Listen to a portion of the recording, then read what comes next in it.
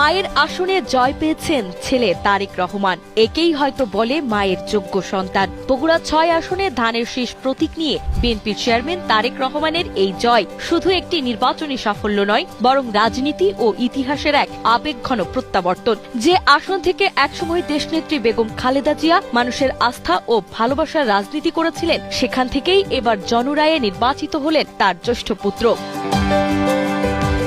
দীর্ঘ প্রবাস জীবন, রাজনৈতিক নিপীড়ন এবং ব্যক্তিগত শোকের পাহাড় ডিঙিয়ে এই জয় এসেছে তারেক রহমানের জীবনে। বিদেশের মাটিতে থেকেই তিনি হারিয়েছিলেন আদরের ছোট ভাই আরাফাত রহমান কোকোকে। দেশে ফেরার পর হারিয়েছেন মমতাময়ী মা বেগম খালেদা জিয়াকে। বছরের পর বছর মামলা, অপপ্রচার, শারীরিক ও মানসিক নির্যাতনের ক্ষত বয়ে বেরিয়েও তিনি রাজনীতি থেকে সরে যাননি, বরং প্রতিটি আঘাতকে শক্তিতে রূপান্তর করেছেন।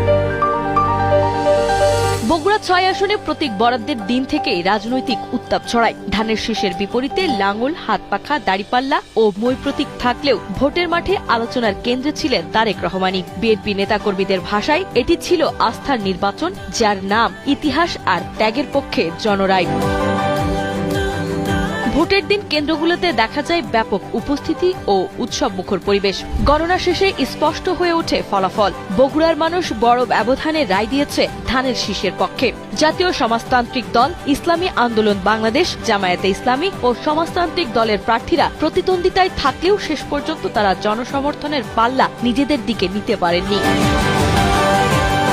এই জয়ের মধ্য দিয়ে তারেক রহমানের রাজনীতিতে আরেকটি নতুন অধ্যায়ের সূচনা হলো। মায়ের পথ ধরে বগুড়ার মানুষের আস্থার জায়গা ফিরে আসায় অনেকের কাছেই প্রতীকী ত্যাগ, সংগ্রাম আর উত্তরাধিকারের এক অনন্য সংযোগ। রাজনৈতিক পর্যবেক্ষকদের মতে এই জয় শুধু বগুড়া ৬ নয়, বরং জাতীয় রাজনীতিতেও তারেক রহমানের ভূমিকা নতুনভাবে সংজ্ঞায়িত করবে।